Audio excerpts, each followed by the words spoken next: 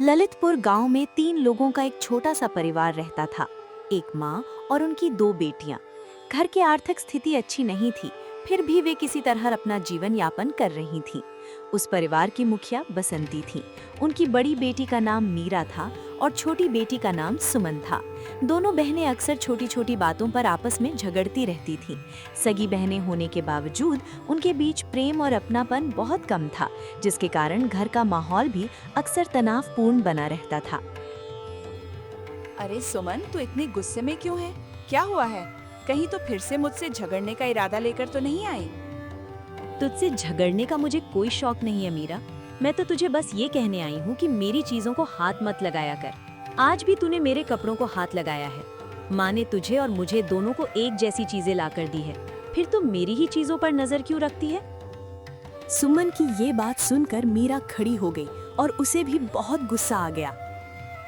अरे सुमन, तू मुझे उंगली दिखाकर बात कर रही है? मैं तुझसे बड़ी हूँ, ये तुझे मालूम है या नहीं? और तेरे कपड़ों को मैंने छुआ तक नहीं है। तू बेवजह क्यों चिल्ला रही है? मुझे अपनी ही चीजें पसंद है। मैंने आज तक तेरी चीजों की तरफ नजर उठाकर भी नहीं देखा। तू बड़ी है तो क्या मुझसे ऐसे बात करेगी? अपनी गलती मान लिया कर। तेरे अलावा घर में मेरी चीजों को छूने वाला और है ही कौन? तू ही बता। अगर कभी गलती हो भी जाए तो उसे स्वीकार कर लिया कर। अरे तू पागल हो गई है क्या? जब मैंने कोई गलती की ही नहीं तो मैं उसे मान कैसे लूं? और सुन, हर समय मुझसे झगड़ा मत किया कर। मुझे तेरे साथ बेवजह लड़ते रहने की कोई इच्छा नहीं है। रसोई में खड़ी मीरा और सुमन की माँ दोनों की लड़ाई सुन रही थी और उन्हें भी गुस्सा आ गया। ये दोनों फिर से शुरू हो गई। पता नहीं सगी बहनें होकर भी एक दूसरे से इतनी नफरत क्यों करती हैं। दिन का ज्यादातर समय तो बस झगड़ते हुए ही बिताती हैं।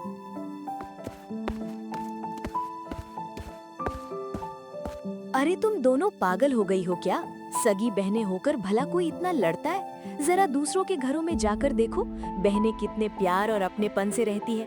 और तुम दोनों हो कि जैसे ही एक दूसरे के सामने आती हो, लड़ाई शुरू हो जाती है। माँ, आप अपनी बड़ी बेटी को समझाइए। वो हमेशा मेरी चीजों पर नजर रखती रहती है।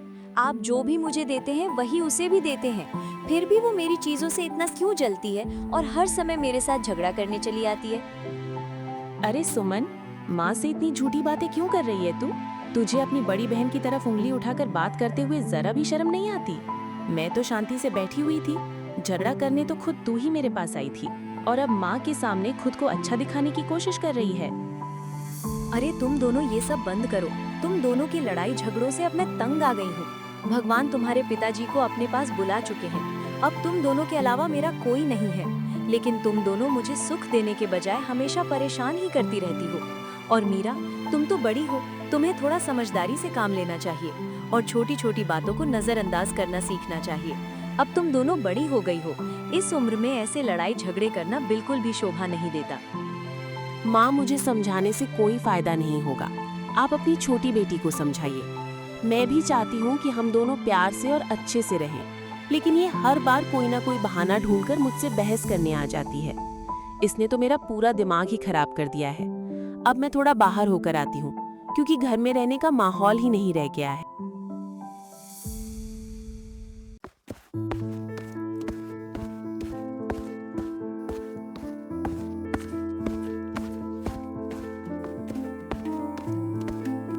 देख सुमन, मीरा गुस्सा होकर बाहर चली गई। पता नहीं तुम दोनों को हर समय लड़ाई झगड़ा करके क्या मिलता है। थोड़ा समझदारी से काम लिया करो। मैं तुम्हें बार बार समझाते समझाते थक गई हूँ, लेकिन तुम दोनों पर मेरी बातों का कोई असर ही नहीं होता। माँ तो उल्टा मुझे ही डांट कर चली गई। अपनी बड़ी बेटी को तो कुछ नहीं कहती, हमेशा मुझे ही बातें सुनाती रहती हैं। मैं मीरा से तंग आ गई हूँ। दूसरों के घरों में बड़ी बहनें अपनी छोटी बहनों से कितना प्यार करती हैं, लेकिन हमारे यहाँ तो बस झगड़ा करने का कोई ना कोई बहाना चाहिए होता है।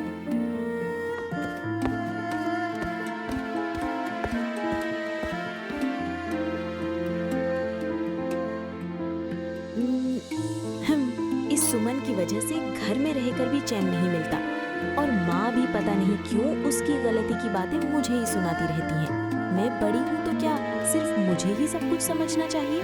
उसके पास भी दिमाग है, उसे भी समझना चाहिए कि अपनी बड़ी बहन से उंगली दिखाकर बात नहीं करनी चाहिए। उसे अभी तक इतना भी व्यवहार नहीं आता कि किससे कैसे बात करनी चाहिए और बड़ों का सम्मान कैसे करना चाहिए।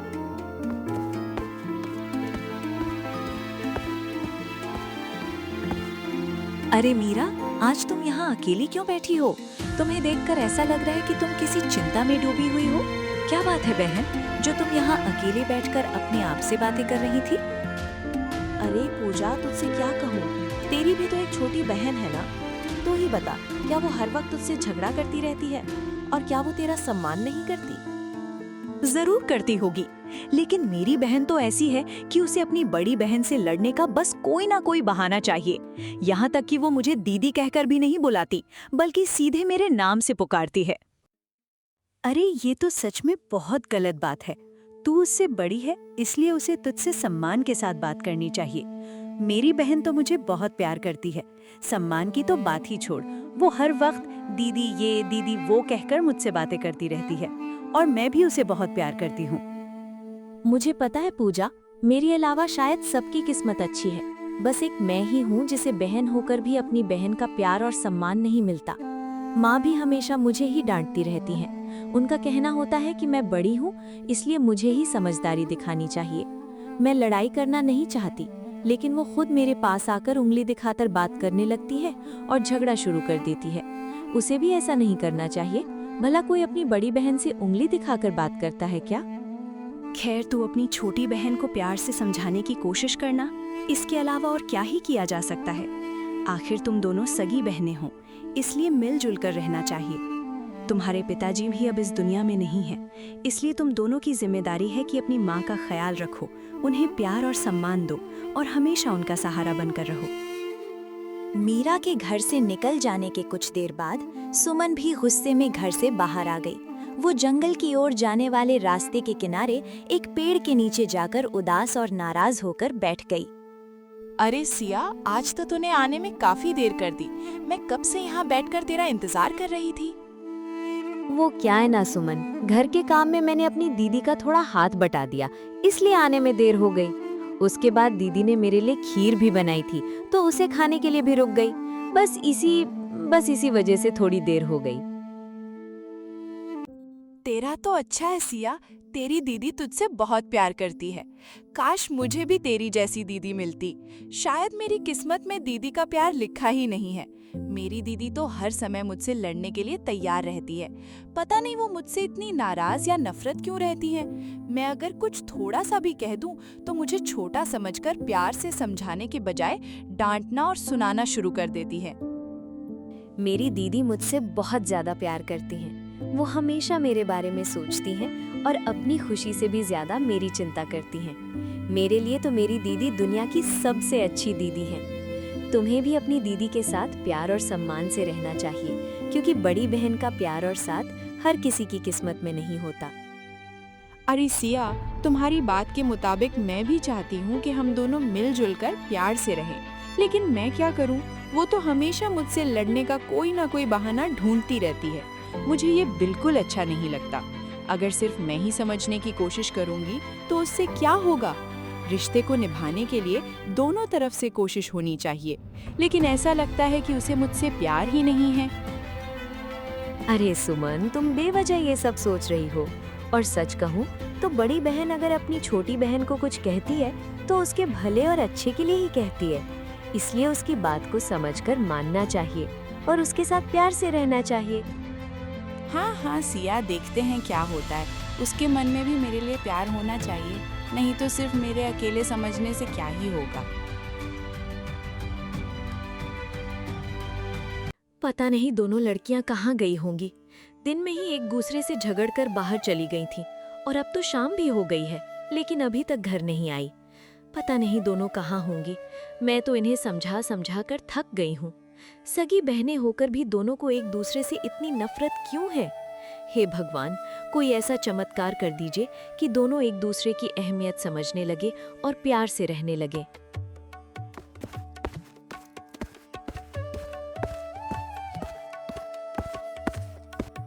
अरे तू कहाँ थी इतनी देर? और सुमन कहाँ है? तुम दोनों दोपहर में झगड़ा करके घर से निकली थी और अब तक बाहर ही हो। मुझे तुम दोनों की कितनी चिंता हो रही थी, लेकिन तुम दोनों को तो मेरी कोई फिक्र ही नहीं है। बस हमेशा एक दूसरे से लड़ने के बारे में ही सोचती रहती हो। आज तक ऐसा एक भी दिन नहीं गया जिस दिन तुम दोनों बिना झगड़े के रही हो। अरे आपकी छोटी बेटी की बात मैं क्या जानूं? और माँ, लड़ाई मैं नहीं करती। आपकी छोटी बेटी ही मुझसे लड़ने के बहाने ढूंढती रहती है, लेकिन आप अभी भी मुझे ही सुना रहे हैं। उसे तो आप कुछ कहती नहीं है, बस हर समय मुझे ही डांटती रहती हैं। ऐसा लगता है जैसे सारी गलती हमेशा मेरी ही होती है। तुम ऐसा क्यों कह रही हो बेटी? मैं तुम दोनों से बहुत प्यार करती हूँ और मेरे लिए तुम दोनों एक समान हो। मैं तुम दोनों की माँ हूँ और हर माँ यही चाहती है कि उसके बच्चे हमेशा मिलजुल कर प्यार से रहें। मैं भी हमेशा से तुम दोनों को यही समझाती आई हूँ, लेकिन पता नहीं क्यों तुम दोनों एक दूसरे के सामने आते ही फिर से नफरत की आग भड़का लेती हो। मुझे सबसे ज्यादा दुख इसी बात का होता है कि मेरी दोनों बेटियां एक दूसरे से प्यार करने के बजाय हमेशा लड़ती रहती हैं। ये सब मुझे कहकर कोई फायदा नहीं है माँ। आप अपनी छोटी बेटी को समझा दीजिए कि वो बेवजह लड़ाई ना किया करे। मैं भी मिलजुल कर रहना चाहती हूँ, लेकिन जब वो छोटी होकर भी मुझे उंगली दिखाकर बात करने आती है तो मुझे भी गुस्सा आ जाता है। आखिर मैं भी इंसान हूँ, हर बात कब तक सहती रहूँ? तुम गुस्सा मत करो बेटी, मैं सुमन को समझा दूंगी कि वो तुमसे प्यार और सम्मान से बात करे।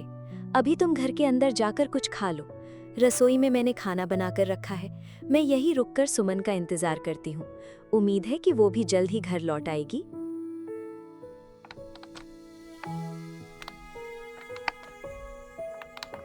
अरे माँ, आप ऐसी चिंता में घर के बाहर क्यों खड़ी है? क्या बात है माँ, सब ठीक तो है? सुमन, तू मुझे ये बता कि तुम दोनों बहनें ऐसी लड़ाई करना कब बंद करोगी? कम से कम मेरे बारे में तो सोचो। तेरे पिताजी के जाने के बाद मैंने कितने संघर्ष करके तुम दोनों को बड़ा किया है और अब ये सब देखकर मेरा दिल टूट जाता है। तुम दोनों प्यार से रहा करो बेटी। और सुमन, मीरा तुमसे बड़ी है, तो अगर वो कुछ कह भी दे तो तू शांत रहा कर। अगर तुम दोनों एक दूसरे की बातों को समझने की कोशिश नहीं करोगी तो जीवन में आगे कैसे बढ़ोगी? माँ, आपकी बात ठीक है और आज मुझे ये बात समझ भी आ रही है। घर से बाहर जाकर मैं सिया के साथ पेड़ के नीचे बैठकर उससे बात कर रही थी। उसकी बड़ी बहन उससे कितना प्यार करती है और उसका कितना ख्याल रखती है। अगर मीरा भी मुझसे वैसे ही प्यार करती तो मुझे भी उसके लिए प्यार आता। लेकिन आप ही बताइए, अगर वो हर वक्त लड़ाई करने की सोच में रहे तो मुझे गुस्सा आएगा कि नहीं? अब मैं किसे और कैसे समझाऊं बेटी? उसे समझाती हूँ तो वो कहती है कि पहले तुम्हें समझाऊं, और तुझे समझाती हूँ तो अब तू उसकी बुराई करने लगती है। आखिर मैं करूँ तो करूँ क्या? इस घर में हम 3 ही लोग हैं और अगर हम तीनों के बीच भी प्यार और अपनापन नहीं रहेगा तो ये घर कभी खुशहाल नहीं बन पाएगा। माँ, मैं उसके साथ प्यार से रहने के लिए तैयार हूँ, लेकिन अगर वो फिर से मुझसे लड़ाई करने आ जाए तो आप मुझसे कुछ मत कहना। मैंने अपनी तरफ से समझौता करने की पूरी कोशिश की है, अब उसे भी अपनी गलती समझनी होगी। इतना कहकर सुमन अपनी माँ को वहीं छोड़कर घर के अंदर चली गई। इन दोनों को समझा समझा कर मैं थक गई हूँ। अब इन्हें समझाने से कोई फायदा नहीं होगा। मुझे कुछ ऐसा करना होगा जिससे इन्हें एहसास हो कि एक दूसरे का साथ इनके लिए कितना जरूरी है, और साथ ही इन्हें अपनी इतनी दिनों से की हुई गलतियों का भी एहसास हो जाए।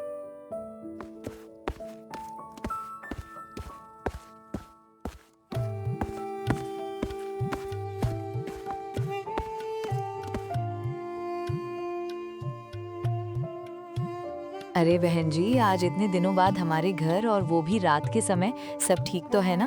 कहीं कोई जरूरी काम तो नहीं है बहन जी?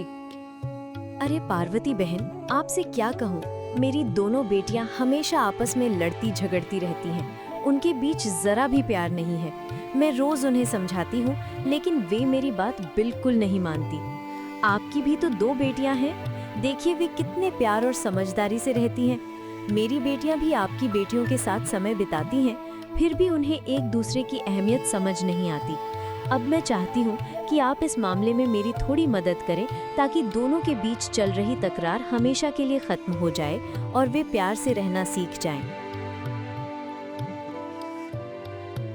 अरे पार्वती बहन, आपसे क्या कहूँ, मेरी दोनों बेटियां हमेशा आपस में लड़ती झगड़ती रहती हैं। उनके बीच जरा भी प्यार नहीं है।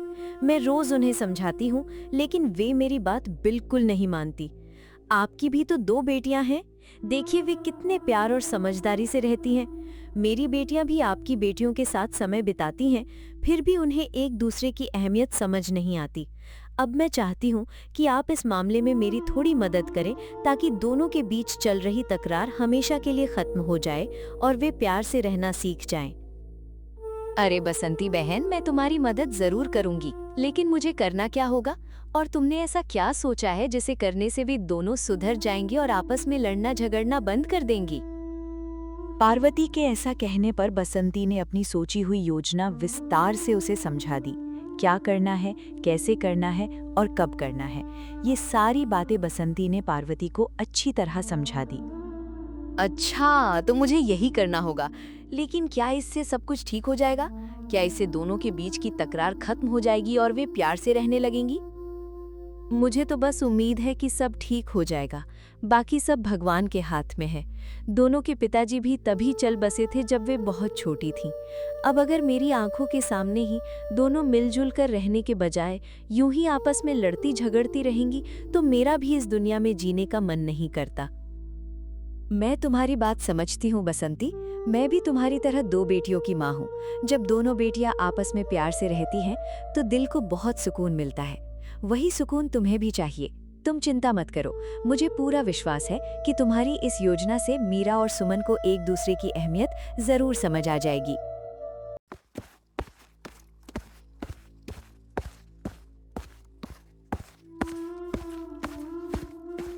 अरे चाची जी, आप कब आई? और आज इतनी रात को हमारे घर कैसे आना हुआ? साथ में सुमन को भी लेकर आना चाहिए था आपको। अरे सिया बेटी, मैं तो तुम्हारी माँ से मिलने आई थी और सुमन को इतनी रात में साथ नहीं लाई। तुम दोनों कल मिल लेना।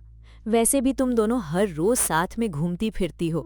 जरा उसे भी तो बताना बेटी कि तुम अपनी दीदी का कितना सम्मान करती हो। अरे चाची जी, मैं तो उसे हमेशा यही समझाती हूँ, लेकिन वो हर बात का सारा इल्जाम मीरा दीदी पर ही लगाती रहती है। मैं उसे अपनी और दीदी के रिश्ते के बारे में भी बताती हूँ, लेकिन उसे इन बातों से कोई फर्क ही नहीं पड़ता। उसे मेरी बातों से ही कोई फर्क नहीं पड़ता बेटी, तुम्हारी बातों से भला क्या फर्क पड़ेगा?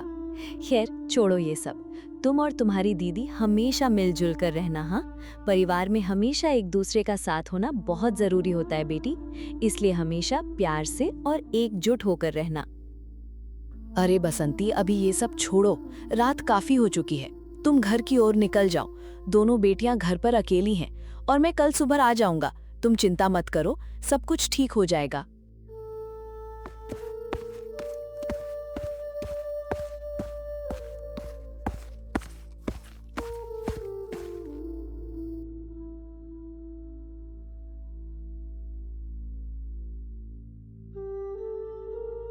अरे माँ, आप इतनी रात को कहाँ गई थीं?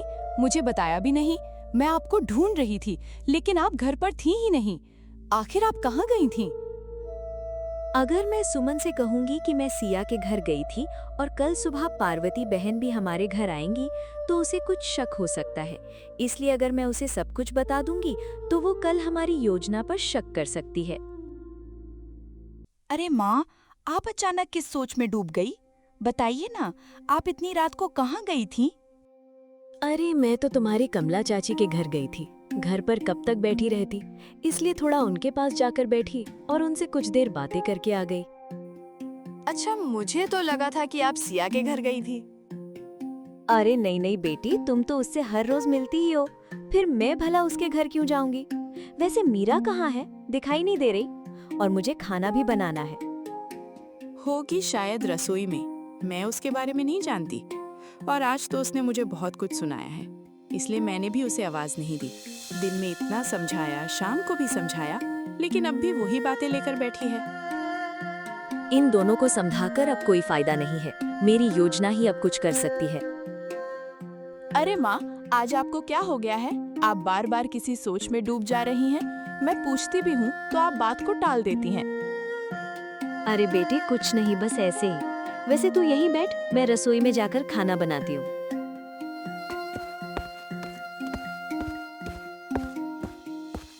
माँ कुछ तो छिपा रही हैं और उन्हें देखकर अब मुझे भी बुरा लगने लगा है। 2 बेटियां होते हुए भी उन्हें थोड़ी सी बात करने के लिए कमला चाची के घर जाना पड़ा। मुझे लगता है कि मैं मीरा दीदी के साथ इस तरह लड़ाई झगड़ा करके अच्छा नहीं कर रही हूँ। पिताजी के चले जाने के बाद माँ ने बहुत संघर्ष करके मुझे और मीरा दीदी को बड़ा किया है। अब अगर हम दोनों ही प्यार से रहकर माँ को खुश नहीं रखेंगे तो भगवान हमें कभी माफ नहीं करेंगे।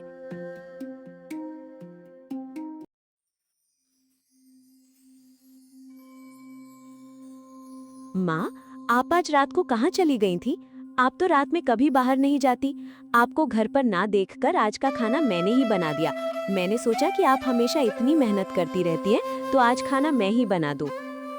अरे वाह, तो आज हमें तुम्हारे हाथ का बना खाना खाने को मिलेगा। अच्छा किया तुमने खाना बना दिया। आज मेरा भी कुछ करने का मन नहीं हो रहा था। मन ठीक नहीं लग रहा था, इसलिए थोड़ी देर के लिए बाहर निकल गई थी। वैसे माँ, मैं आपसे माफ़ी मांगती हूँ। इतने दिनों से आपके समझाने के बावजूद मैं और सुमन हमेशा लड़ते झगड़ते ही रहे। हमने कभी ये नहीं सोचा कि हमारी इन बातों से आपको कितना दुख होता होगा। आज दिन में मैं बाहर गई थी और पूजा से मिली। उसने भी मुझे समझाया और घर आने के बाद आपने भी मुझे बहुत समझाया, लेकिन उस समय मेरे अंदर गुस्सा भरा हुआ था, इसलिए मैं आपकी बातों से नाराज़ हो गई थी। लेकिन आज जब आप रात को थोड़ी देर के लिए भी घर पर नहीं थी, तब मुझे एहसास हुआ कि अपने लोगों के दूर हो जाने का दर्द कैसा होता है। मैं सोच सोच कर घबरा गई थी। माँ, आज मैं आपको वचन देती हूँ कि अब से मैं सुमन के साथ प्यार से रहूंगी और उसे भी समझाऊंगी। हम दोनों मिलकर आपको कभी दुखी होने का मौका नहीं देंगे। मीरा की ये बातें सुनकर बसंती अंदर ही अंदर बहुत खुश हो गई, लेकिन उसके चेहरे पर वो खुशी ज्यादा दिखाई नहीं दे रही थी। उसके मन में अभी भी एक चिंता थी। मीरा तो सब कुछ समझ गई, लेकिन क्या सुमन को भी इसी तरह अपनी गलती और रिश्तों की अहमियत समझ आएगी? अरे माँ, आप किस सोच में पड़ गई?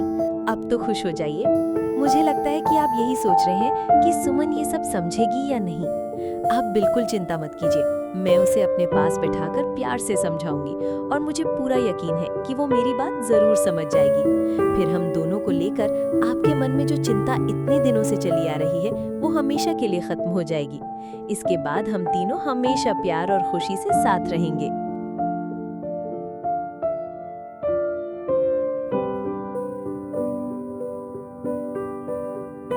छोटी, मुझे माफ कर देना।